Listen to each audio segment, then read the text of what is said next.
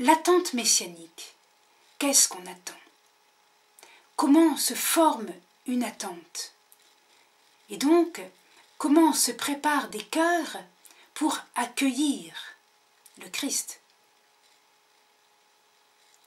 Nous avons déjà abordé ce thème finalement. Chaque fois où dans l'Ancien Testament, l'oracle d'un prophète n'avait pas d'accomplissement en son temps, soit chez ses contemporains, soit dans l'histoire qui a suivi. Et donc cet oracle comportait une attente messianique. Il était ouvert sur une interprétation future, sur une signification au-delà de l'histoire connue. Premièrement, l'attente d'un Messie, prêtre et roi. L'Ancien Testament nous a accoutumés à bien distinguer les fonctions du prêtre, du prophète et du roi. Cependant, souvenez-vous, au début de l'histoire d'Israël, un chef de tribu peut offrir un sacrifice, c'est tout de même une fonction sacerdotale. Gédéon, il a offert un sacrifice. Élie était prophète, il a offert un sacrifice. Le roi Saül a offert un sacrifice. Les fils de David, il les a nommés prêtres. Salomon, il a béni le peuple. Autrement dit, au temps de Saül, David et Salomon, les fonctions royales et sacerdotales se chevauchent. De même, à la fin de l'histoire biblique, au temps des Grecs, les Asmonéens, ce sont des prêtres. Ils sont devenus rois, ce qui a fortement déplu aux pharisiens. Dans l'histoire d'Abraham, au chapitre de la Genèse 14, Abraham rencontre Melchisédek. Il est roi de Salem, la Jérusalem pré-israélite, et il est prêtre, il offre du pain et du vin. Alors on retrouve dans le psaume 110 cette superposition des fonctions typiquement royales, donc chef d'armée, et sacerdotale. Psaume 110, verset 1. « Siège à ma droite, que je fasse de tes ennemis l'escabeau de tes pieds. » Siège à ma droite, c'est le reflet d'un rituel d'intronisation du roi. À ma droite, c'était concrètement parlant à la droite de l'arche d'alliance, ce qui signifie à la droite du Seigneur, car c'est lui le vrai roi, celui qui est capable de conférer la royauté à quelqu'un sur la terre. Mais au verset 4, on a « Tu es prêtre à jamais, selon l'ordre de Melchisédek ». Mystérieux psaume 110, fréquemment repris dans le Nouveau Testament, justement parce que le Christ est prêtre et roi.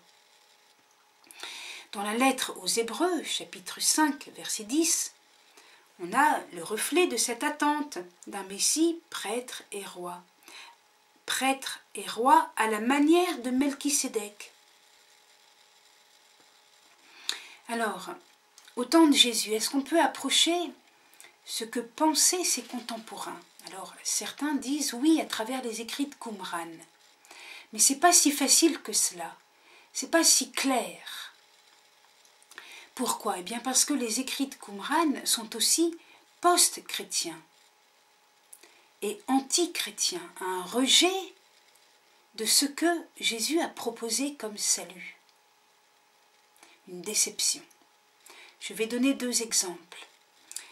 Le document de Damas, manuscrit B, chapitre 1, verset 10. « Ceux-là seront sauvés au temps de la visite, mais les autres seront livrés au glaive, quand viendra le Messie d'Aaron et d'Israël, ainsi qu'il fut au temps de la première visite. » Messie d'Aaron et d'Israël, ça veut dire Messie prêtre, Messie d'Aaron, et d'Israël, Messie roi, Messie nationaliste, qui doit restaurer Israël. Ainsi qu'il fut au temps de la première visite, donc il est déjà venu. C'était Jésus. Mais il a déçu, alors il doit venir une deuxième fois. Et alors seront sauvés au temps de la visite, la deuxième, et les autres seront livrés au glaive. Donc la deuxième visite, eh bien, il sera roi avec une bonne armée, il aura réussi à lever son armée. Vous sentez? C'est un rejet de ce que Jésus a fait. Lui qui a refusé de lever une armée. Jean chapitre 6 verset 15, il a refusé d'être roi. De façon terrestre, de façon nationaliste. Il a été roi de façon spirituelle et universelle. Ceux qui ont été déçus, eh bien, ils se sont regroupés et ils ont rédigé ce genre de texte, ce genre d'attente où on sent bien la guerre sainte. Alors, on sent bien aussi que c'est un texte qui peut nourrir les sources de l'islam, qui a aussi l'attente d'un retour du Christ. Mais dans quelle perspective? Eux qui ont rejeté l'idée que le Christ soit crucifié, et qui rejettent le vin parce qu'ils rejettent le salut par le sang du Christ et le vin eucharistique, bien sûr. Donc, on sent dans ces écrits qu'il y a bien un climat d'attente d'un Messie. Oui, oui, il y a une attente d'un Messie prêtre et roi, certainement.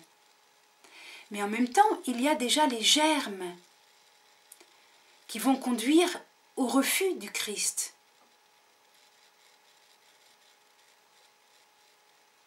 Alors, les documents de Qumran, puisqu'ils sont proches de l'époque du Christ, reflètent à la fois le post-christianisme naissant, antichrist, et en même temps ce qu'a pu être l'attente au temps du Christ. Oui, on attendait un Messie prêtre et roi, mais avec certains présupposés qui fait qu'on a pu être déçu si on n'avait pas le cœur assez pur pour accueillir le Messie tel qu'il était.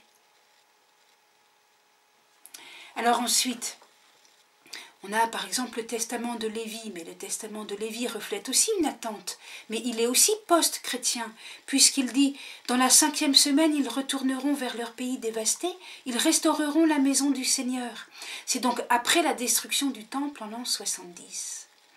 Ainsi donc, Jésus a vécu dans le contexte d'une attente, mais d'une attente ambiguë, de même sa mère, Marie. Alors, Marie, elle a une famille de David et une famille d'Aaron. En effet, elle est fiancée à Joseph de la tribu de David, ce qui présuppose que Marie a aussi une ascendance davidique, et elle a une parente qui est mariée à Zacharie, qui est prêtre, qui est donc de la tribu d'Aaron. Marie va donc transmettre à son fils une ascendance qui est à la fois davidique et de lévitique, de Lévi, d'Aaron. Et donc des qualités royales et sacerdotales. Souvenez-vous aussi que David était un roi selon le cœur de Dieu, un roi très miséricordieux. Il faisait attention aux pauvres, il était facilement entouré de pauvres. Et il savait pardonner, il n'a pas voulu tuer Saül, il a pardonné à Chiméi qui le maudissait. Un roi de miséricorde, confiant en la miséricorde de Dieu, le jour où lui-même il a péché, il s'est abandonné au pardon divin. Un cœur selon Dieu. Jésus, roi davidique, c'est un roi qui comprend la miséricorde de Dieu et bien plus, qui va nous la transmettre, qui va en être le canal, qui va en être la personnification. Il est aussi Messie d'Aaron, et qu'est-ce qu'un prêtre? C'est celui qui célèbre les sacrifices, et surtout celui du Yom Kippour, le sacrifice du grand pardon, la grande expiation annuelle. Et Jésus sera plus encore que cela, puisqu'il va faire l'expiation définitive. Messie davidique, Messie d'Aaron. L'ange Gabriel dit à Marie, il sera saint.